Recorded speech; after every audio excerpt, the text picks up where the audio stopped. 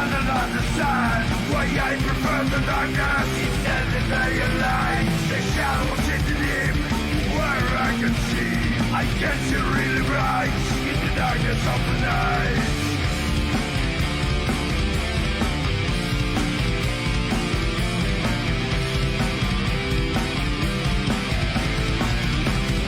Since I was young, this happened to me. Remembering when I was a child, I used to hate the colors on the side when the laws surrounded my blood.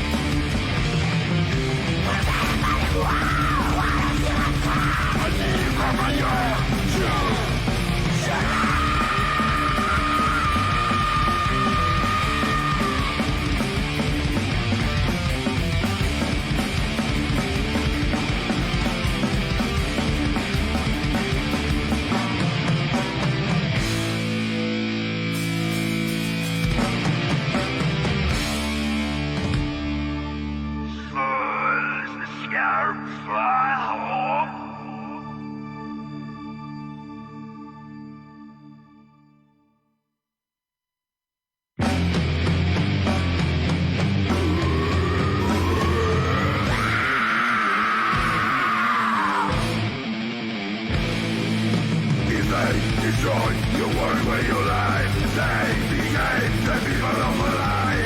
With the fool on a one place to sleep. You will drink the tears of the breeze.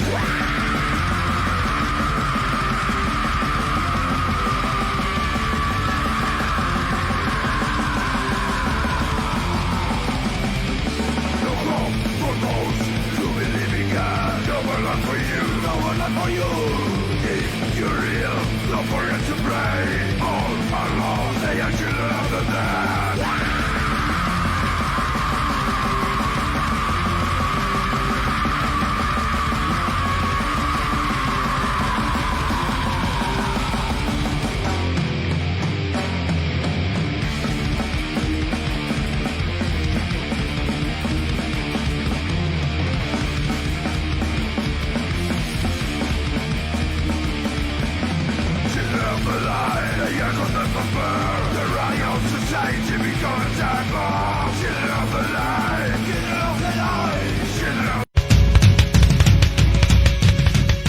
Frecuencia subversa. Noticias. Contracultura. Diversidad. Porque nuestra palabra Es nuestra arma. Estás en sintonía de Frecuencia subversa.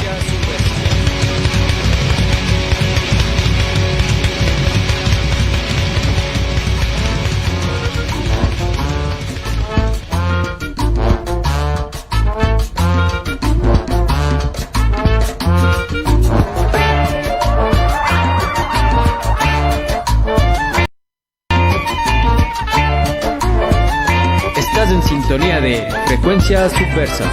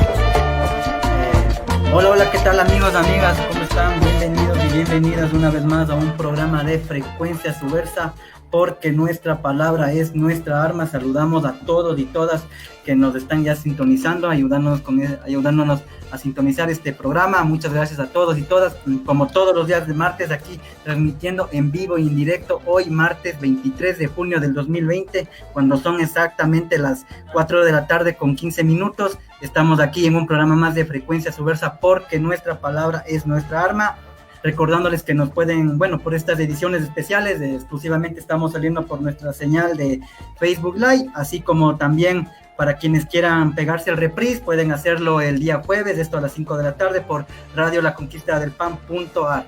Hoy tenemos un programa especial con un invitado también así de lujo, un gran amigo, un gran pana también, que se conoció en el andar pues de la vida universitaria. Me estoy refiriendo al pana Santiago Enrique. Él es sociólogo por la Universidad Central, actualmente está cursando una maestría en la Universidad Andina. Santiago, ¿cómo estás? Y gracias por aceptar esta invitación aquí en Frecuencia Subversa.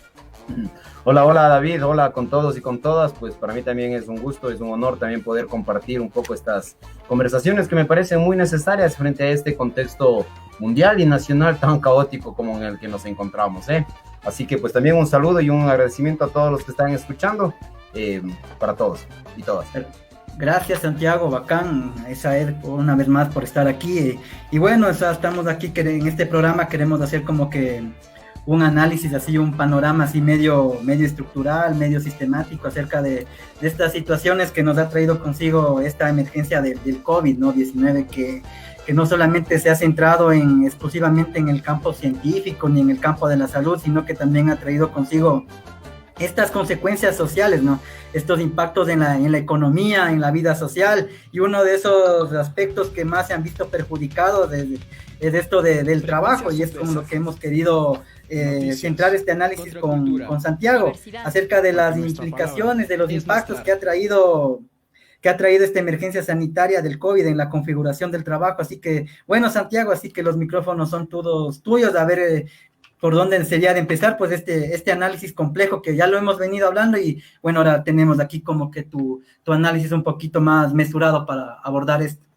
Sí, David, es verdad, como tú mencionabas, pues pareciera que esta crisis mundial, esta crisis sanitaria que se ha traducido también en crisis humanitaria y crisis económica, pues solo se ha centrado a hablar del tema de la salud, y parece que la parte más importante, que es las afectaciones en el ámbito del trabajo, no se las ha tratado a mucha profundidad. No me parece nada inocente o nada, al contrario, me parece que es totalmente decidor por qué no se tratan este tipo de cuestiones. En ese sentido, pues como tú muy bien lo mencionabas, pues en esta emergencia, digamos, sanitaria, partiré recordando brevemente que nosotros nos encontramos en un estado de excepción, de suspensión en las jornadas laborales a partir del 17 de marzo. Ya, pues como nosotros vemos, pues ya ha pasado alrededor de más de 3 meses en los cuales pues esta situación de confinamiento nos ha modificado nuestras prácticas laborales, nuestras prácticas cotidianas, nuestras relaciones sociales, económicas, culturales y demás, ante lo cual pues es importante centrarse en las afectaciones que ha tenido para el mundo del trabajo. Yo básicamente pues puedo reconocer 3 muy breves, así muy digamos, en una vista panorámica muy amplia, que sería los impactos del COVID-2019 en el tema del trabajo. Pues en las relaciones laborales se ha visto específicamente en 3 ámbitos. En el primer ámbito, las personas que han tenido que dejar sus actividades, su forma de trabajar físicamente, y se han trasladado hacia la forma del teletrabajo. En un segundo lugar, pues las afectaciones también se está sintiendo en correspondencia a las rebajas salariales que han recibido amplios sectores de la población.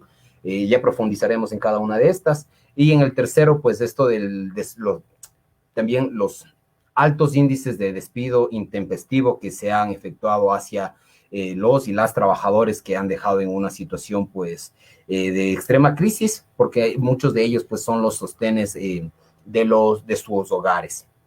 En este sentido, pues pensar un poco qué es lo que implica esto del teletrabajo me parece muy importante, porque no es una situación, digamos, actual, no es una situación nueva, sino que ya se lo venía desarrollando desde hace algún tiempo atrás. En ese sentido, pues, bueno, los primeros rastros que uno puede revisar acerca de esta modalidad del teletrabajo, pues datan alrededor de un filósofo muy importante como es Jürgen Habermas, por allá por la década de los 70, mediados de los 70 más o menos, en donde ya comienzan a pensarte este tipo de dinámicas o estas nuevas formas de trabajo, en los cuales se centran especialmente por dos factores. En el primer lado está el tema del avance tecnológico, todas las ventajas que permiten estas innovaciones tecnológicas, especialmente en el tema de la comunicación, de las telecomunicaciones y de la información. Y por otro lado también está todo este otro lado de una nueva ola de New Management, que es una nueva ola de gestión administrativa, en cómo de parte de los modelos de negocio, los modelos de empresas, han tratado de reestructurar las formas laborales, y para lo cual pues han, digamos, siempre empujados un poco por esta lógica de optimizar recursos, de aumentar las ganancias o asegurar mayores ganancias para el capital, han decidido deslocalizar, desterritorializar sus servicios, y para los cuales pues también el teletrabajo aparece como, de una manera incipiente como una forma de trabajo. Uh-huh. Acá en América Latina me parece que tampoco somos la excepción. Si bien es cierto que vienen estos fenómenos un poco más retrasados que a nivel mundial, pues también tiene sus impactos y también tiene sus fenómenos aquí.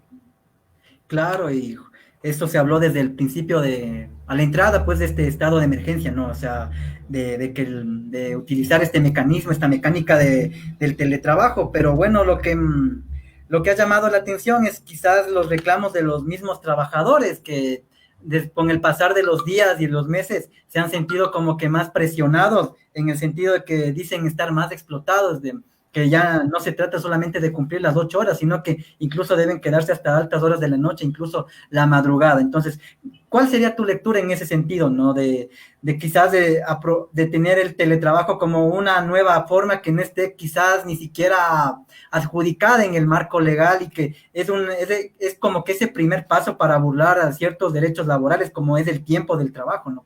¿Cómo tú darías una lectura a ello? O sea, trabajar desde la casa, sí, pero con más presión y, no sé, más complicación, ¿no?, para el trabajador. Sí, totalmente de acuerdo, David, con lo que mencionas, ¿no? Yo lo primero que voy a mencionar ahí es una cifra que nos permitiría dar cuenta un poco de cuál es la dimensión de la población que está dedicada a este tipo de actividades. Según, pues, un informe que yo estaba revisando de la anterior semana, las personas que se han desplazado a esta modalidad del teletrabajo aquí en Ecuador son alrededor de más de 365,000 personas.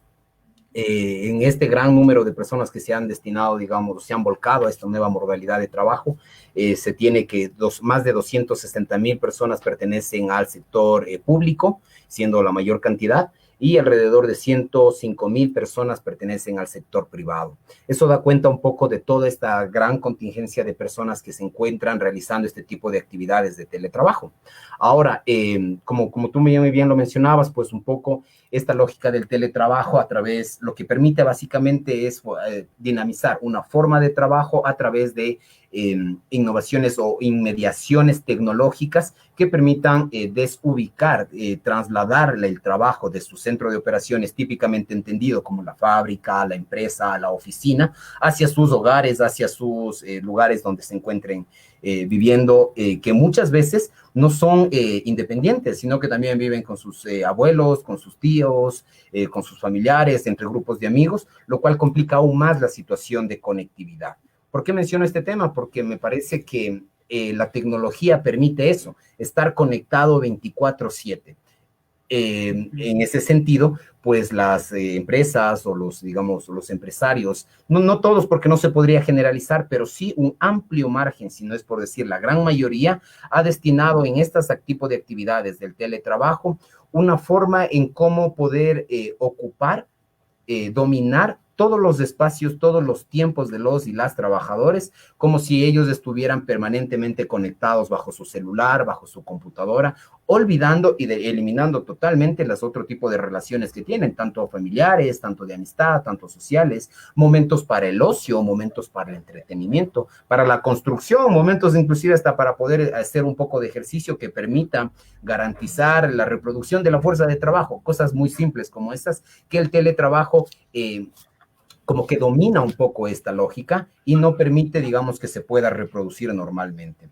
Ahora, ahí lo que tú mencionabas, ¿no? Hay muchos trabajadores que se escuchan en el diario vivir que están bajo esta modalidad del teletrabajo, que mencionan que reciben llamadas hasta altas horas de la noche, reciben mensajes y que tienen que responder en este momento y frente, digamos, un poco a la urgencia o a la amenaza de pérdida del trabajo, porque digamos, hay un amplio sector de la población que se ha quedado sin trabajo y también pues algunos grupos o algunos empleadores se han aprovechado de esta lógica para ejercer mayor presión hacia sus trabajadores.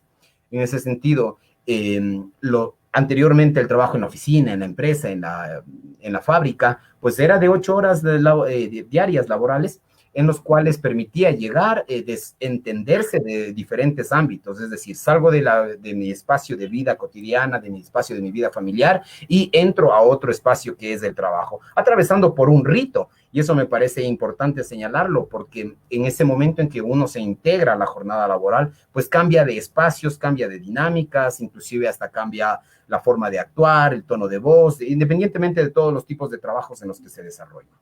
Una vez adentro, saben que están en su horario de trabajo, en su lugar de trabajo y se dedican únicamente a sus actividades laborales.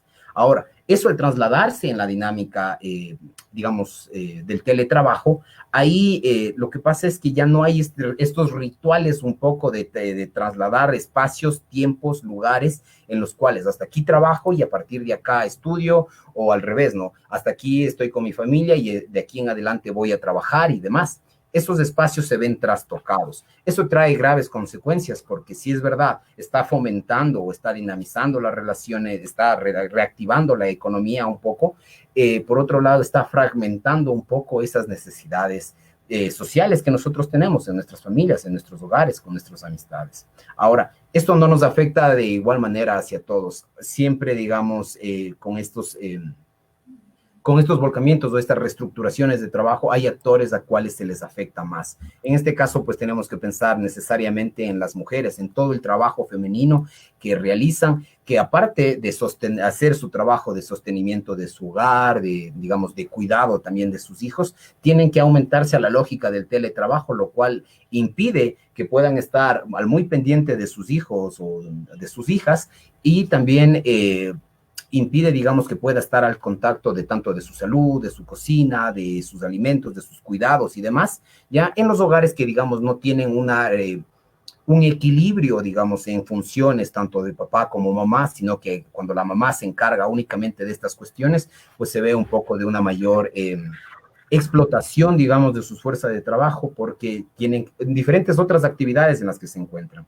Esto también se puede ubicar muy bien en las personas que no tienen condiciones materiales como para que se puedan comunicar bien y han tenido que hacer muchos ingenios para poder contratar y poder seguir manteniendo su jornada laboral, ¿no?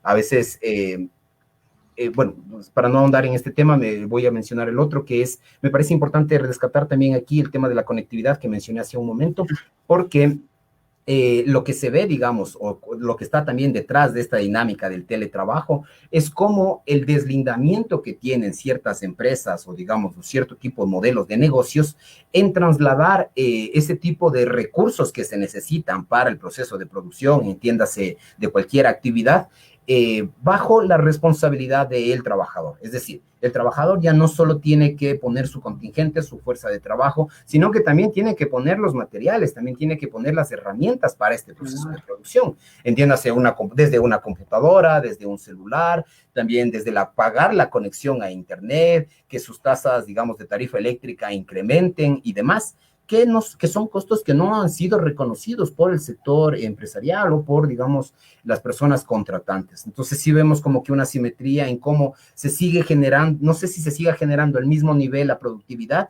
pero se sigue manteniendo este proceso productivo a un ritmo considerable, medianamente estable, y por el otro lado, pues se hace como que un abuso, una sobrecarga sobre los trabajadores en tanto fuerza de trabajo física y también en tanto medios de producción que debe incluirlos a su proceso de producción, dando algo así como una doble explotación que recibirían ellos y ellas.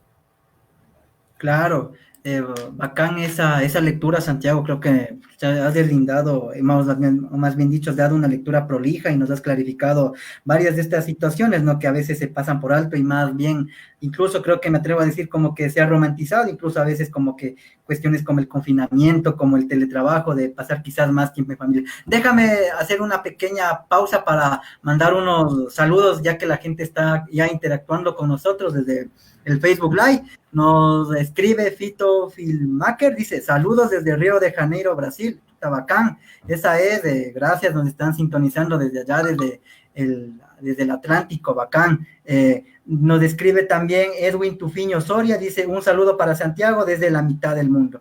Otro saludo, nos está sintonizando David Zucchi, dice, un saludo, mi hermano, dice, por la programación. Gracias, David, bacán. Esa es. Un saludo también para Gabriel Arias, también nos está sintonizando este pan. Así que ya saben, cualquier comentario que tengan nos pueden hacer llegar a la bandeja de comentarios y los estamos leyendo con gusto. Eso, o sea, sí, ¿no? O sea, estamos como que en este contexto quizás nunca antes visto, ¿no? Donde ahora creo que estamos más dependientes de la tecnología, pero sin embargo, como lo dije antes, o sea, esto como que también termina siendo una especie de privilegio, ya que hay ciertos trabajos, ciertas actividades que no se las puede realizar, y bueno, con eso creo que tenemos varias causas, o varios efectos, más bien dicho, ¿no? Entre ellos, como que estas rebajas salariales y los despidos que se están dando tanto en el sector público como en el sector privado. En el sector público especialmente, ¿no? Me parece que es donde más ha resonado mediáticamente. ¿Cuál es tu lectura de ello, Santiago? O sea, ¿cómo crees que se configure ahora el trabajo, o sea, empezando por este país, con esta problemática, con este número de despidos nunca antes vistos y con esta ya especie de patada inicial para que ya la precarización laboral como que se dé un paso importante, ya que incluso se propone que el salario mínimo se rebaje a la mitad? Sí, sí, es verdad. Yo voy a comenzar diciendo una frase que la escuché en algún momento y me parece que puede dar cuenta un poco de la situación en la que nos encontramos, porque a veces no se sabe si llorar o qué hacer, ¿no?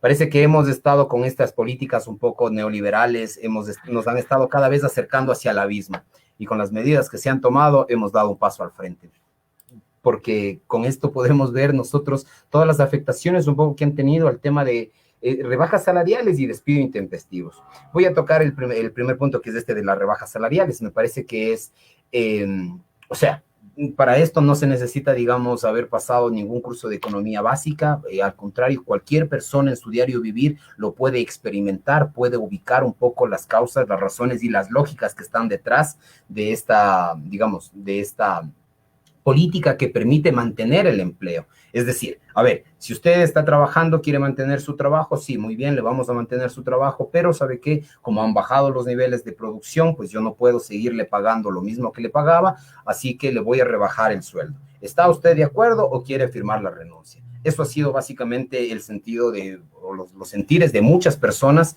en todo no solo aquí en Ecuador, sino a nivel mundial. Quizá es más fuerte ahí los impactos aquí en América Latina y especialmente en Ecuador, por todo este conjunto de procesos que ya hemos venido atravesando. O sea, no es que a partir de la pandemia mundial nosotros estamos reconfigurando nuestros mundos del trabajo, se está tomando políticas en desmero de los trabajadores, de los estudiantes, del personal de salud y demás. Para nada. Nosotros hemos visto que a partir del 2015, quizá, bueno, y esa es una lectura política mía, que a partir del 2015, con ciertas políticas que se tomó en el gobierno de Rafael Correa, comenzamos a tomar un giro hacia el neoliberalismo, pero ya sin retroceso. Cuando llegó el advenimiento de este nuevo gobierno, o desgobierno, como algunas veces lo he dicho, de Lenín Moreno, lo que se ha hecho es un poco acelerar más a este camino que se ha tomado. Y en ese sentido, pues, esta desreglamentación de las formas de trabajo, este fragmentamiento de ciertas lógicas y formas contractuales, pues ya se lo ha venido dando. Lo que la pandemia ha hecho es un poco evidenciar a una mayor escala la situación que nosotros ya habíamos estado pasando. Ahora, entonces, en el diario vivir, la persona va a decir, entonces, pues yo prefiero bien o mal seguir trabajando. Entonces, muchas personas pues han accedido a estas rebajas salariales. Si es que lo pensamos por el otro lado también, es decir, porque también hay que entender que para bien o para mal, las empresas son las que generan la ganancia de alguna manera, entendido en esta lógica, digamos, del comercio, del mercado, del libre mercado, sí, digamos, prestan o generan las infraestructuras para que se puedan generar las ganancias. Hay empresas que también, pues hay que reconocer que no son los mismos, una empresa, qué sé yo, de KFC, como un pequeño emprendimiento, una MIPYMES que se están recién alzando y no tienen la capacidad para comenzar a cubrir estos rubros por tema de costos, por tema de salarios, por tema de otro tipo de beneficios y reglamentaciones que por ley les corresponden acceder o pagar hacia los trabajadores. En ese sentido, pues no es una cuestión tampoco de decir, pues bueno, a nosotros como trabajadores tienen que asegurarnos, garantizarnos que nos sigan pagando, cuando el problema o digamos el rol principal en esta situación tiene que jugarlo desde el Estado. Desde el Estado se tiene que fomentar capacidades estatales, se debe reglamentar, se debe buscar alternativas para poder dinamizar la economía y tanto que empresas como trabajadores puedan reinsertarse hacia la actividad laboral y puedan mejorar sus condiciones. Pero no, lo que vemos es todo lo contrario, un claro favorecimiento hacia los grandes grupos empresariales, hacia el grupo de las cámaras, y al contrario, pues todo una arremetida en contra de los derechos de los y las trabajadores. En ese sentido, pues ahora con el tema de los despidos, me parece que eso quizá es un poco lo más vivencial que podemos ver, porque pues basta en todos nuestros círculos sociales, nosotros tenemos al menos, según un estudio que estaba leyendo por ahí, al menos 2 personas que ya se han quedado sin trabajo dentro de nuestro grupo social cercano. Eso quiere decir que si esto lo multiplicamos a gran escala, pues cobra dimensiones muy elevadas. Yo tengo el dato de que alrededor de más de 175,000 despidos se han efectuado, digamos, en base a este artículo 169, el numeral 6 del Código del Trabajo, en los cuales se le permite a los empleadores despedir a los y las trabajadores a causa de fuerza mayor, que básicamente ese es el causal que se están acudiendo muchas empresas, muchos contratantes, para decir a los y las trabajadores, pues bueno, no tengo las medidas por esta situación del COVID para poderle pagar, así que vamos a finiquitar la relación laboral. En algunos casos, y lo que es más alarmante, que estos despidos ni siquiera se los efectúan de forma presencial. Sabemos que no hay cómo por este distanciamiento de confinamiento y demás, pero sí, digamos, hay otras alternativas como correos electrónicos, mensajes de WhatsApp y demás, sino que hay muchas personas que únicamente les llegan las notificaciones del IES en los cuales se menciona que su proceso de salida ya ha sido asentado, ya está en marcha y demás. Entonces eso también pues da cuenta un poco de toda esta problemática que se genera alrededor de los despidos. Ahora, estos 175,000 despidos son los despidos registrados, formales. Hay que reconocer que nuestra economía ecuatoriana, al igual que la economía latinoamericana, mayoritariamente se concentra en altas tasas de la informalidad. Se dice que alrededor de los 2/3 del trabajo se encuentran en el sector informal, es decir, que solo el 1/3 que se registra es el que, digamos, se tiene esta cifra de los 175,000 despidos. Si nosotros pudiéramos tener un mapa más completo de tanto el sector formal como el informal, estoy seguro que esta cifra siquiera se multiplicaría por alrededor de unas 3 veces más. Esto, pues, deja sin, como lo que decía, ¿no? Sin el sostén hacia muchos hogares, hacia muchas familias que, pues, se tienen que ingeniar o tienen que buscar las maneras en cómo poder llevar el pan diario a sus casas, y esto, pues, genera en procesos de informalidad aumentada, es decir, que lo que se van a hacer al no ver que hay creación de fuentes de trabajo, lo que ellos van a hacer es dedicarse a tratar de implementar pequeños emprendimientos, tratar de volcarse hacia el tema de servicios, en el tema de comidas, en el tema de insumos, pequeñas artesanías, pequeñas confecciones y demás, lo cual permite, digamos, solventar el día, pero eso no permite una mínima capacidad de ahorro, una mínima capacidad de planificación en sus economías familiares que les permita brindar mejores condiciones de vida. Ahí al inicio se mencionaba un poco toda esta crisis que estábamos viviendo alrededor del Ecuador, y se decía que al inicio de esta pandemia mundial pensábamos que los grupos, que los pobres, los más pobres, los necesitados, serían los que iban a dedicarse a robar, se iban a dedicar a saquear, y pues basta prender la televisión para ver que eso para nada es así. No han sido los pobres no han sido los más necesitados, no han sido los más vulnerabilizados de toda la historia, los que han salido a robar o los que han salido a saquear, sino que han sido la gente que siempre ha tenido grandes grupos empresariales, grandes grupos familiares, inclusive que han dominado la política ecuatoriana, han hecho y han deshecho cómo gobernar un poco este país. Seguimos bajo un modelo hacendatario en donde cada quien dice cómo se va a gobernar en tal parte. Vemos pues esa contradicción, ¿no? Por un lado se despide a grandes cantidades de gentes, por otro lado se arremete contra sus derechos laborales y por otro lado vemos todo un enriquecimiento de una minoría que no tenemos precedentes como para mencionarlo. Claro, me permites, vamos a leer pues algunos saludos que nos han mandado, algunos comentarios. Nos escribe Lucy Jara, dice exactamente eso está sucediendo, Santi, explotación laboral. Barak nos dice saludos, Santi, desde Ibarra. Carlos Paul BQ dice con el teletrabajo se está explotando el trabajador honesto porque se incrementan las horas de trabajo y el trabajador debe aportar más por el mismo o menor sueldo siendo perjudicado y nadie hace nada por dar una solución a este tema. Todos hablan de ese perjuicio, pero nadie hace nada. O sea, este comentario creo que es un poco oportuno porque, o sea, creo que, no sé si en alguna parte del mundo el teletrabajo esté como, ¿cuál será? Utilizando el lenguaje del derecho, esté tipificado en algún marco legal, no sé. O sea, ¿crees que esto marca algún precedente para que, no sé, pues las organizaciones de trabajadores den pie, no sé, un pie de lucha para que esto por lo menos se controle de alguna medida? ¿O crees que esto sale ya de control y no sé, pues el empleador está con todo el poder para no sé, para ejercer estas acciones sobre el trabajador? Sí, sí, me parece también muy oportuno este comentario, pero antes de responderlo, y si es que me olvido, vuélvemelo a preguntar, quiero atar con otro punto que me parece muy importante, que es el tema de, o sea, por un lado nosotros vemos todo este sector que se ha dedicado al teletrabajo, pero por otro lado también vemos un sector que ha seguido trabajando, que ha seguido funcionando, que en este caso pues se los ha llamado los trabajadores de la primera línea, ¿no? Ahí nosotros tenemos a amplios trabajadores, digamos, del sector de la salud, del tema de las emergencias, tanto bomberos, personal médico de emergencias, el tema de los trabajadores de la Policía Nacional, el tema de los agentes de tránsito, de los militares, como también amplios sectores que se dedican al tema de cajeros, que trabajan como cajeros, como cajeras en supermercados, porque estos sectores, acordémonos, nunca han interrumpido sus labores, han seguido operando en todo este contexto de la pandemia mundial. Y por último, a mí me parece importante destacar, y es algo en lo que estoy trabajando un poco, que es en cómo también los repartidores, a esta categoría que se les ha dicho como los riders, personas que trabajan para Globo, para Uber Eats, para Rappi, para Deliveroo y de otro tipo de aplicaciones que lo que han hecho es hacerlos ver como trabajadores de la primera línea, de primeras necesidad, ya ante cuando vemos que quizá eso no es un trabajo tan indispensable si lo comparamos con el sector de la salud, si lo comparamos con el sector de las policías, de los cajeros y demás.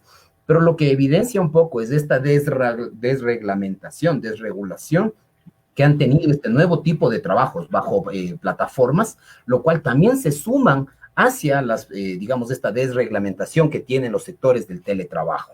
En ese sentido, lo que vemos, yo no estoy muy al tanto si es que en algún país pues ya está reglamentado el tema del el teletrabajo como una nueva modalidad del trabajo. Lo que sí sé es que tanto la OIT como la Organización Internacional del Trabajo, también dentro de la CEPAL he visto algunos indicadores que están dando cuenta de cómo se está tratando de regular o normar este tipo de trabajo a nivel mundial. Hemos visto que en Europa, especialmente en los países quizá un tanto más desarrollados, se ha dado grandes avances en este tipo de regulación laboral.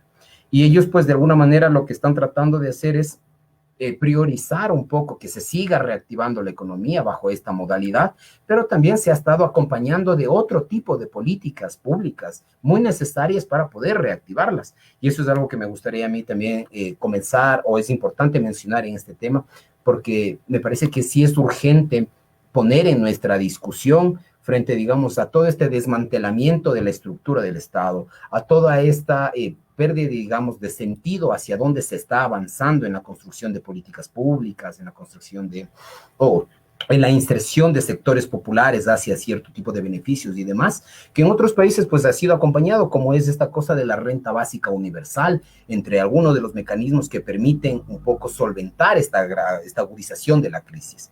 Quizá acá en América Latina podrían decir que es muy difícil implementar este tipo de medidas. Sin embargo, en Brasil, pues hasta donde se ha podido observar, se ha comenzado a dar un impulso hacia brindar un sueldo mínimo, que creo que es alrededor de $100, entre 80 y $100 hacia la población, para que pueda, digamos, solventar estas necesidades y salir de la extrema pobreza.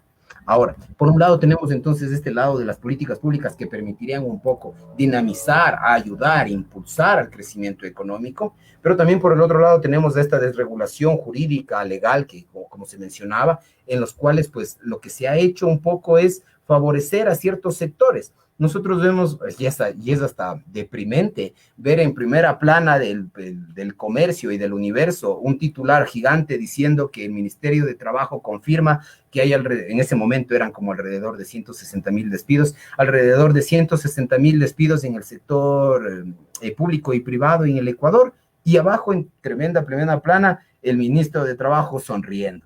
Y eso no es... ¿En qué país estamos? ¿En qué país puede...? Bueno, y por último, ¿cuál es el asesor de imagen de esa persona? Debe haber seguido algún cursito, por lo menos, para poder... o sea, lo que trata de dar un cuenta un poco esta imagen es esta ganancia que han tenido ciertos grupos, digamos, organizaciones, grupos de poder, cámaras empresariales y demás, en desmero de los derechos de la población. ¿Qué hacer? Esa es la pregunta un poco que queda, ¿no? Flotando por ahí. Sí me parece que frente a un sindicalismo que ha perdido fuerza, frente a los movimientos sociales que se han fragmentado, que ya viene de larga data, no es que con el contexto de la pandemia mundial han comenzado a fragmentarse para nada. Lo que ha pasado es que en este contexto pues hay un proceso de individualización cada vez mayor en el cual pues no se logran reconocer, no logran juntarse para poder exigir mayores demandas o por lo menos tener un frente que le haga... que ponga un freno a toda esta arremetida neoliberal, de políticas neoliberales que se han estado tomando aquí. Así es, Santiago. Entonces creo que tu lectura ha sido muy, muy clara en ese sentido, dándonos a conocer distintos puntos sobre esta nueva dinámica del trabajo que tenemos ahora, ¿no? ¿Qué te parece si vamos ahora a un corte, tomémonos un descanso para de ahí analizar este otro tema que realmente está siendo muy mediatizado, especialmente por los medios de comunicación, y que realmente ha llamado mucho la atención, que es esto de la corrupción, ¿no? O sea, vamos a dar también una pequeña panorámica acerca de eso con la ayuda de Santiago. Entonces, vamos a un corte musical, vamos a seguir escuchando lo que estábamos escuchando al inicio, que es un material de la banda Von Hammer de Argentina, que hizo un compilado con la banda ecuatoriana Trime Gisto. Esto se lo sacó en formato tape con la garantía de Fruteras Rex. Así que si alguien está interesada en el material, contáctese con el pana Andrés Utreras o con el amigo Andrés Marcayate, el Atrello, ahí por Facebook le pueden contactar si es que quieren el material de esta banda, de este compilado entre Von Hammer de Argentina y Trimegisto de Ecuador. Recordarles también que nos pueden retransmitir el día jueves a las 5 de la tarde por Radio La Conquista del Pan.ar, ahí se transmite Frecuencia Subversa los días jueves, 17 horas de Ecuador. Entonces también aprovechar pues para saludar y decirles que Mateo también está aquí con nosotros, él se encarga de lo que son los controles. Lamentablemente una falla técnica no permite que Mateo esté aquí acompañándonos en la conversación, así que bueno, vamos entonces con el corte musical y enseguida regresamos aquí en Frecuencia Subversa, porque nuestra palabra es nuestra arma.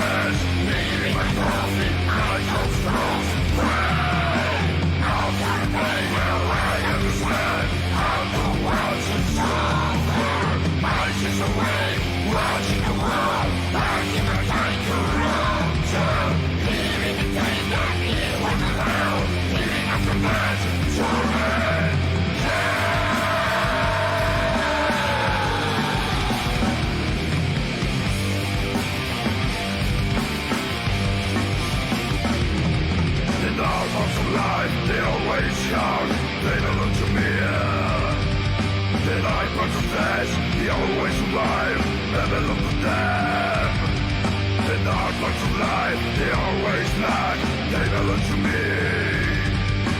During the dark night living, our world's in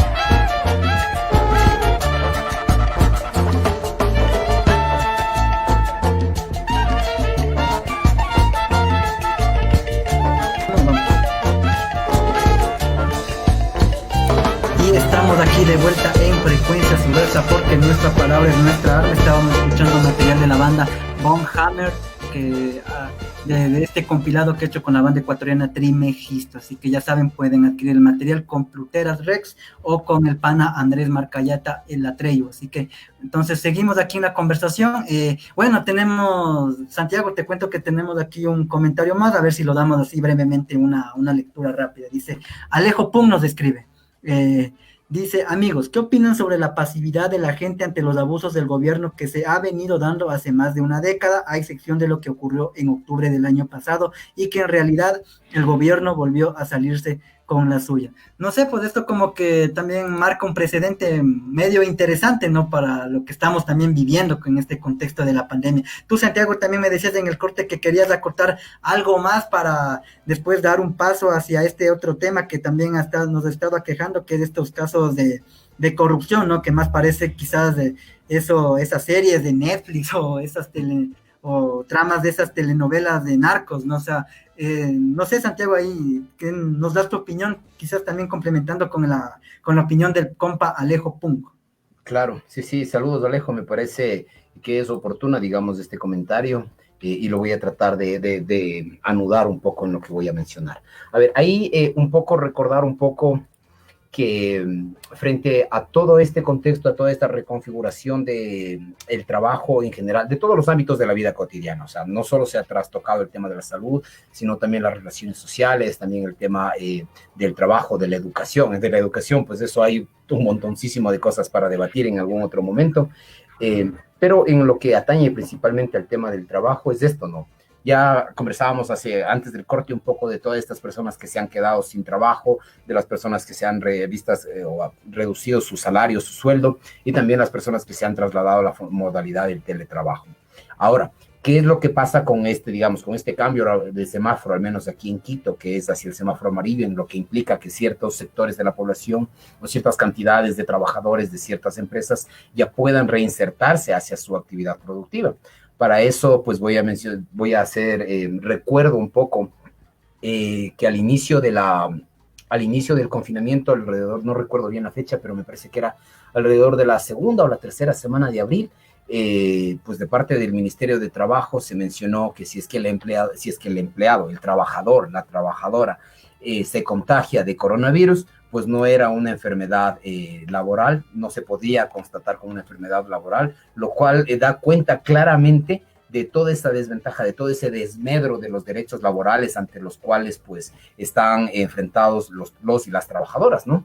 En ese sentido, lo que nosotros vemos es que si por un lado, o sea, si es que con todo este riesgo latente que existe de contagio, de un potencial contagio a trasladarse a realizar sus actividades o reincorporarse a sus actividades laborales, también vemos por el otro lado un poco la gente que se ha quedado sin trabajo, ¿ya? Y el panorama que le espera a futuro, es decir, todos nosotros estamos en búsqueda de un trabajo que nos permita subsistir y que nos permita de a poco ir saliendo de esta grave crisis en la que nos encontramos. En ese sentido, lo que nosotros nos vamos a encontrar es que hay una mayor cantidad de desempleados, esto de lo que Marx muy bien decía, ¿no? El ejército industrial de reserva, pues, está funcionando muy bien en el sentido de que permite decir o poner una política de miedo en decir, pues, bueno, si es que no quieres trabajar, sabes que hay miles que están queriendo este puesto, lo cual hace que las condiciones del trabajo se precaricen cada vez más.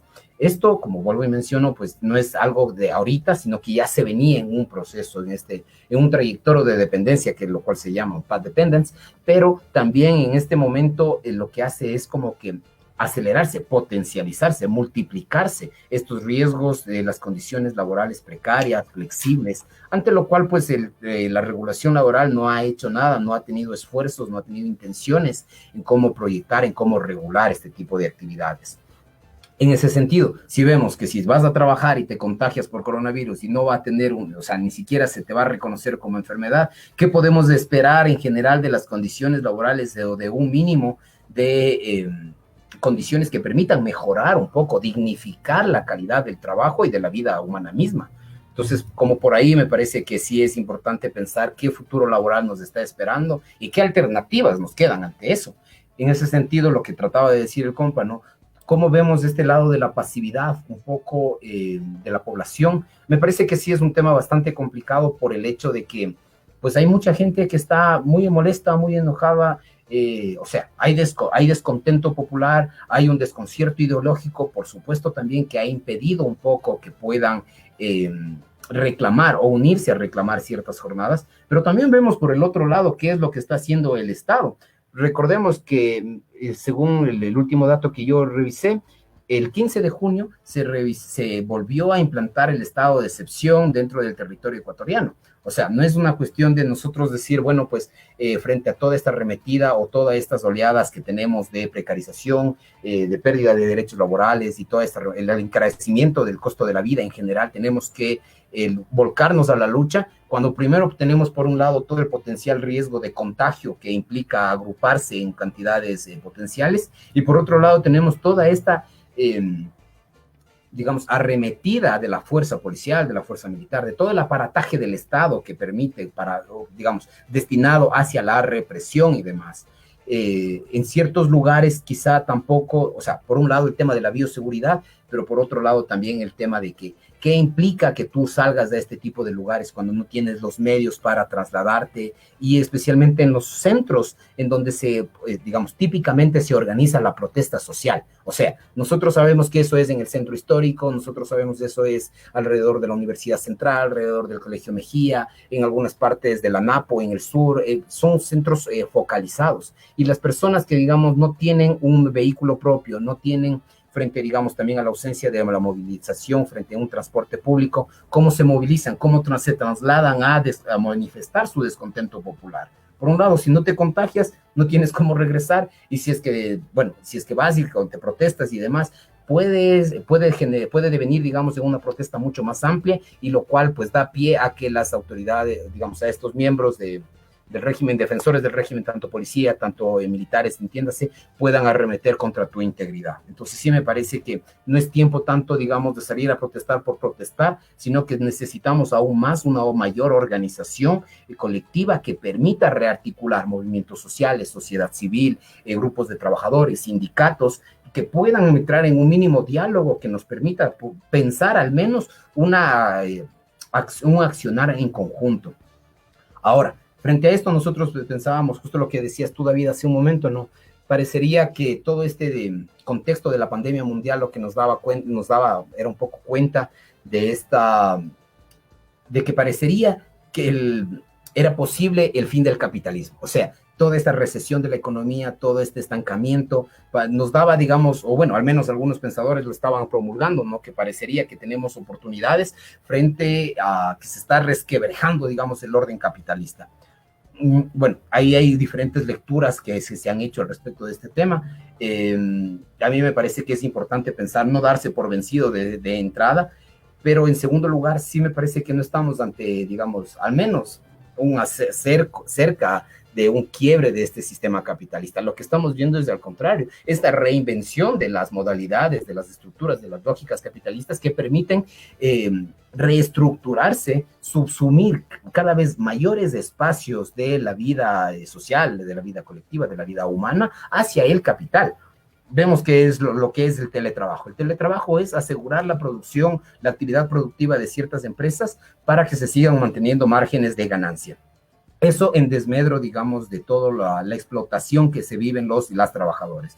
Vemos también lo que está pasando con los repartidores, con los trabajadores de Uber, con todos, digamos, este amplio margen de trabajadores de servicios mediante plataformas digitales, que lo que se busca es optimizar buscar optimizar costos de producción en el tanto, digamos, en cuanto se gasta en repartidores, en derechos laborales, en sueldos, salarios, beneficios y demás. Y por otro lado tenemos en cómo esta aplicación te permite, digamos, ser socio, ser tu propio jefe, o deslindar esta intermediación que antes había a través de un trabajo estable, formal, tradicional.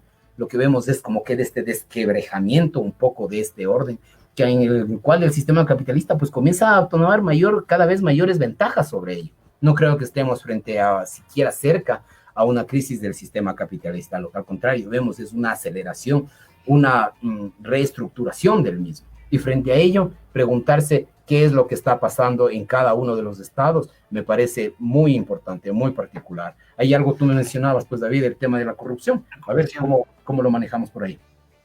Claro, o sea, a partir de lo que tú dices, a partir de cómo está funcionando ahora la dinámica del capital, de cómo se siguen manejando estas ganancias, no sé si esa sea una entrada importante para entender estas mecánicas de la corrupción que se han venido llevando a cabo, tomando en cuenta el caso del país, ¿no? Como lo hablábamos en el corte, como que todo el sistema político y organizacional, todas las estructuras del sistema político ecuatoriano, como que, a ver, ¿cómo sería la palabra? Están infectadas porque, o sea, vemos que desde la misma presidencia, hace un año creo que sonó este caso de INA Papers, si no retrocedamos y escuchamos esto de Odebrecht, tenemos el caso en las alcaldías de Quito, de Guayaquil, incluso con esto del prefecto Morales, incluso en algunos GARS también, creo que en Riobamba escuché algunos casos también de corrupción, o sea, vemos que todo como que está desmembrándose de a poco, ¿no? O sea, ¿qué tanto, o sea, afecta ahora, o más bien dicho, cuál sería la lectura a partir de esta época que estamos viviendo, o sea, de toda esta nueva dinámica donde el capital, al parecer,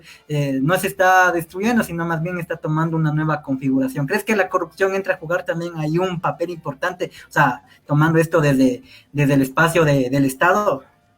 Sí, sí, de hecho, a mí me parece que, o sea, me gustaría abordarlo un poco desde el lado, un poco de, o sea, cómo ha sido el desarrollo del capitalismo en general, que ha ido necesariamente de la mano del desarrollo de la democracia occidental en sus inicios. O sea, por último, nosotros sabemos, o bueno, es lo que nos dicen al menos, que vivimos bajo un sistema democrático que permite que nosotros elijamos a ciertas autoridades que puedan ejercer cargos públicos, puedan tomar decisiones y demás, ante los cuales se supone que pues depositamos nuestra confianza hacia esas personas para que puedan realizar sus labores correspondientes en sus funciones, ¿no?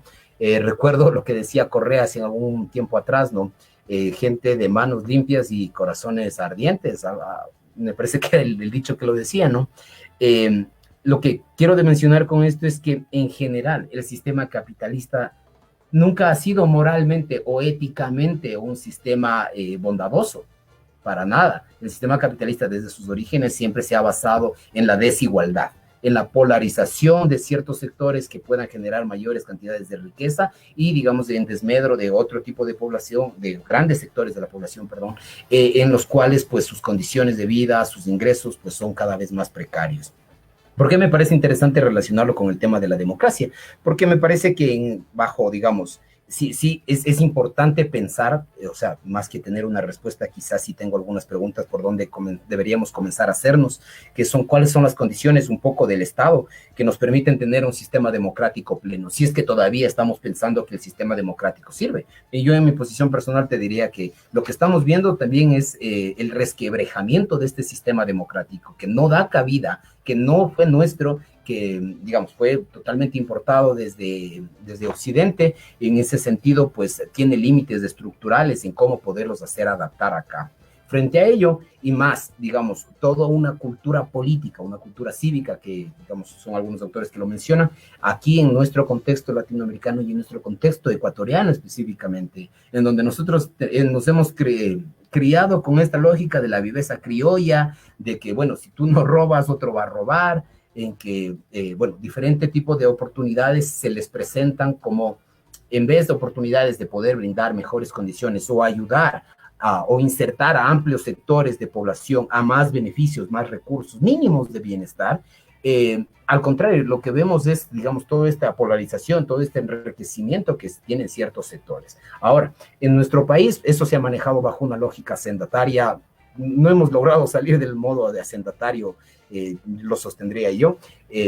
¿Por qué? Porque seguimos teniendo esta lógica un poco del patrón y pues por allá están los trabajadores. Acordémonos lo que decían en octubre el Jaime Nebot, ¿no? Los indios que se regresen a sus páramos, que las personas que no están, que impiden, digamos, que se fomente la actividad laboral son enemigos de la creación de la riqueza y demás. Al contrario, lo que se está viendo un poco es esta lógica sendataria de patronazgo, en donde lo que interesa un poco es... bueno, no lo que interesa, en cómo se maneja, es bajo esta lógica de dar órdenes, en esta lógica de tener a grupos de personas, a grupos, contactos sociales, que en este caso son grupos familiares, los cuales han dirigido la política económica, la política económica en general de nuestro país desde hace décadas. Bucaram, nosotros éramos muy pequeños cuando ya estuvo, digamos, ya se alarmó la sociedad ecuatoriana con el caso de la mochila, digamos, los sobreprecios, de los casos de la mochila escolar y demás. O sea, nosotros crecimos con esa idea de la corrupción que estaba tan cerquita de nosotros y a pasar de más de 20 años, pues hemos visto que estos procesos siguen todavía, no los hemos podido erradicar. Y al contrario, lo que se ha hecho es como que dominar este sistema legal para que ellos puedan salir inmunes frente a este tipo de cosas, ¿ya? Claro. Ahí, pues, o sea, por mencionar el caso de los Bucaram, por mencionar, digamos, el caso de los Isaías, por mencionar este último caso que está calientito bueno, yo no me atrevo a jugar con la muerte de esta persona, pero me quedan varias sospechas de que realmente falleció el señor Carlos Morales, el prefecto de Guayas. También tenemos que alrededor de... me parece que de 26 alcaldías están siendo investigadas por casos de corrupción. Es un índice extremadamente alto, alarmante. O sea, vuelvo a decir lo que mencionaba al inicio, ¿no? Al principio decíamos que los pobres, los más necesitados, iban a ser los que iban a robar, los que iban a saquear, y al contrario, lo que estamos viendo es que los que siempre han tenido, los que han hecho de su modo de vivencia, digamos, de la política, pues han sido los que más se han repartido las ganancias de eso. Es hasta inhumano, en una crisis sanitaria, en una pandemia mundial, aprovecharse de la necesidad, de las muertes, del dolor, del sufrimiento de miles de personas, y con eso tratar sobreprecios de mascarillas, de insumos médicos, pues, o sea, eso es, o sea, a mí una lectura sociológica te diría que también es esa pérdida, esa fragmentación un poco de los lazos que unían y que nos hacían como sociedad. Claro, Santiago, me permites ahí, te comento que, bueno, la gente comenzó a interactuar más y tengo algunos comentarios que quizás estés interesados en escuchar, a la vez también para mandar unos saluditos. A ver, nos escribe Denis Jair, dice: saludos Santi, un abrazo fuerte, buen análisis, hay que sentarse a conversar, saludos, dice atentamente el Snorky. Nos están también sintonizando, y qué bacán, los panas, los compañeros argentinos de la conquista del pan, igualmente saludos, ya saben, nos pueden retransmitir por esa plataforma los días jueves a las 5 de la tarde. Fernando Pantera Salazar nos escribe y nos dice: saludos compas, justo comencé a escuchar cuando el colega sociólogo invitado habla del ejército industrial de reserva de Marx. En efecto, este es el tiempo del ejército de los desempleados, subempleados y precarios más jóvenes y educados de la historia. Un síntoma clave de la crisis sistemática e histórica del capitalismo y de que no se trata de dignificar el trabajo, sino de abolir la esclavitud asalariada base del sistema capitalista, sin necesidad de intermediarios sindicales ni partidarios, sino mediante la acción directa y autónoma de los mismos trabajadores. Quiero también mandar un saludo especial a Carolina Luna. Gracias, Caro, bacán que estés sintonizando. Juan Diego nos envía también un pequeño comentario y nos dice: tal vez empezamos un hipercomunismo. No sé, pues, Santiago, ¿qué te parecen esos comentarios que nos han hecho aquí en Frecuencia Subversa? Sí, me parece muy interesante. Solo una puntualización. En el último comentario mencionaste hipercomunismo o hiperconsumismo. No escuché muy bien. Ay, perdón, hiperconsumismo. Sí, disculpa. Ya. Sí, no te preocupes. A ver, pues bueno, o sea, sí, concuerdo bastante en lo que, digamos, amplios sectores de la población cada vez se encuentran, digamos, bajo condiciones cada vez más precarias de trabajo. Si antes, digamos, al finalizar los 90 se tenía esta idea de que estábamos acercándonos al fin del trabajo, lo que veíamos es que estábamos ante el fin de la centralidad del trabajo, así como también se veía que el fin del sistema capitalista, al contrario, lo que nosotros estamos viendo, que sí, el sistema capitalista ha recibido grandes golpes que han afectado su dinámica de reproducción interna, y digamos, tratando de aterrizarlo en nuestro contexto ecuatoriano, pues también sí, esto permite ver un poco esta incapacidad de las élites económicas que se ha tenido acá de poder fomentar ciertas fuentes de trabajo, de dinamizar, de modernizar, de tecnologizar fuentes de trabajo que permitan obtener mayores ganancias para ellos mismos. Eso es indudable. Los que van a ganar más son los sectores empresariales, pero al hacerlo va necesariamente a incrementar salarios, va a dinamizar la economía y va a tratar de incrementar un amplio sectores de la clase media y de la clase baja hacia sectores hacia sectores de actividades productivas que permitan mantener condiciones mínimas, dignas. A mí también me encantaría poder decir que pues no deberíamos trabajar, o que, bueno, al contrario, sino que el trabajo debería tener mayores calidades o cualidades dignas. Pero ante lo que nosotros estamos viendo, me parece que es un desmedro de todos este tipo de derechos, por lo cual, y me parece que en contra del tiempo, un poco sí pensar que por un lado la lógica o un poco de la parte, digamos, de esta búsqueda de alternativas en la que nos encontramos, sí está en el tema de reducir ciertos márgenes del consumo que nosotros hemos tenido. Claro, un poco de toda esta lógica propagandística que nosotros tenemos, en los cuales nos incitan a consumir cada vez más, pero en esta, digamos, en esta crisis, en este estado actual de la crisis en la que nos encontramos, sí me parece muy necesario repensar nuestros factores de consumo, ¿ya? Porque, pues bueno, muchas veces basados en un diferenciamiento social, o sea, yo voy a consumir este tipo de mantequilla porque tiene menos ni sé cuánto, menos ni sé cómo y menos ni sé cuánto, a diferencia de otras personas que lo que hace es un poco diferenciarte socialmente el consumo, ya, pero para el fin práctico pues es lo mismo, ¿no? en una situación que debemos comenzar a priorizar un poco el tema del ahorro, en comenzar a pensar, digamos, en cómo reestructurar, planificar nuestras economías, sí debemos dejar, digamos, o pensar el tema del consumismo, cómo eso está afectando a nuestra reproducción, a nuestros estándares de vida. Y por otro lado, pues comenzar a pensar, bueno, la historia ha sido muy clara en eso. Ningún derecho, ninguna conquista se ha conseguido sentados. La lucha popular, la organización, la movilización de sectores es lo que ha permitido un poco, digamos, con esta idea de Marx, ¿no? Que la lucha de clases es lo que permite el progreso de la historia. Pues lo que la pandemia mundial está evidenciando claramente es que si nosotros no comenzamos a organizarnos, no comenzamos a movilizarnos y a pensar colectivamente, pero para ello necesitamos, bueno, es muy necesario desarrollar este tipo de debates primero. Segundo, tratar de introducir otro tipo de debates que nos permitan articular, tratar de dejar un poco de lado toda esta politiquería, todas estas enemistades entre movimientos sociales, entre partidos políticos, sindicatos y demás, y pues sentarnos un ratito a contemplar el horizonte de toda la debacle económica, política que se nos viene y comenzar a pensar en algo, porque si es que no, lo que se nos viene son fuertes arremetidas neoliberales en las cuales pues lo único que vamos a quedar es quizá con este sinsabor o sin razón de por qué no pudimos organizarnos, por qué no pudimos pensar un futuro cercano en el cual pues nuestras condiciones al menos vayan mejorando gradualmente de a poco. Sí, es Santiago, o sea, chévere esa lectura, y creo que el último que dijiste en esta intervención que tuviste es que, bueno, ese es quizás es el reto de la sociedad civil en su conjunto, me parece, ¿no?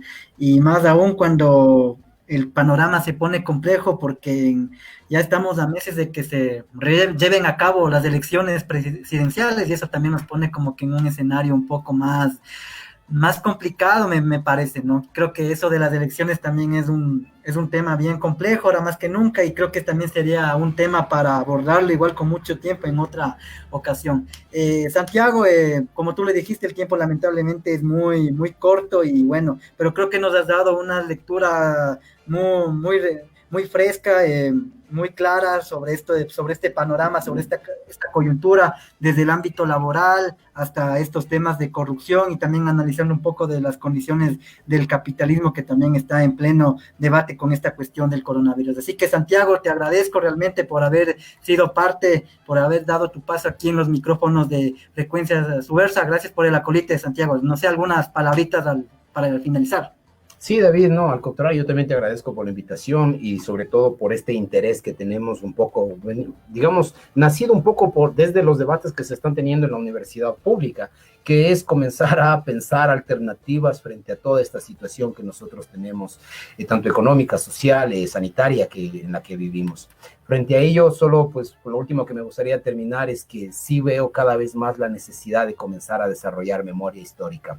Si nosotros no tenemos memoria histórica para las próximas elecciones, tengamos por seguro que esto se va a volver a repetir y quizá no sea Bucaram, quizá no sea el Loto, Sondershausen y demás, pero sí, cualquiera que sea va a responder a estos grupos familiares. Sí me parece interesante rastrear que las nuevas elecciones pues van a estar de alguna manera relacionados a todos estos grupos de poder, lo cual me parece importante comenzar a pensar o a revisar la historia, en qué no nos ha ido para nada bien y comenzar a, digamos, a prever o proyectar otros horizontes de sentido.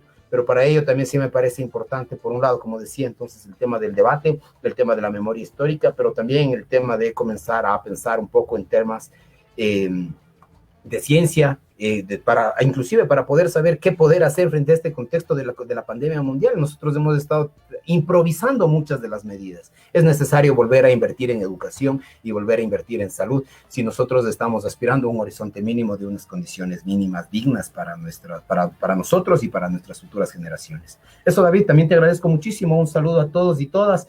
Qué bacán, gracias por esos comentarios que he recibido, pues espero poder seguir conversando en este o en otros espacios para una próxima oportunidad.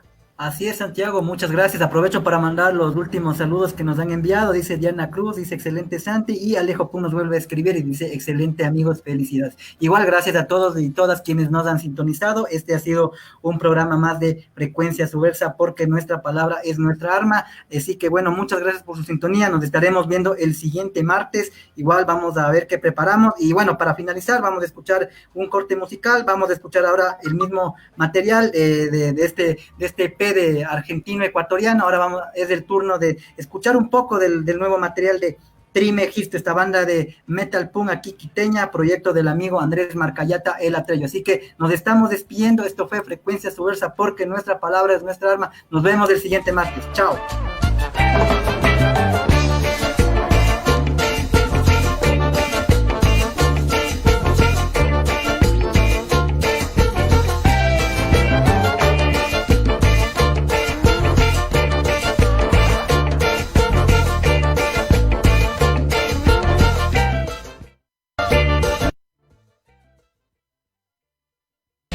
No se romperá sabiduría eterna, ritual ancestral.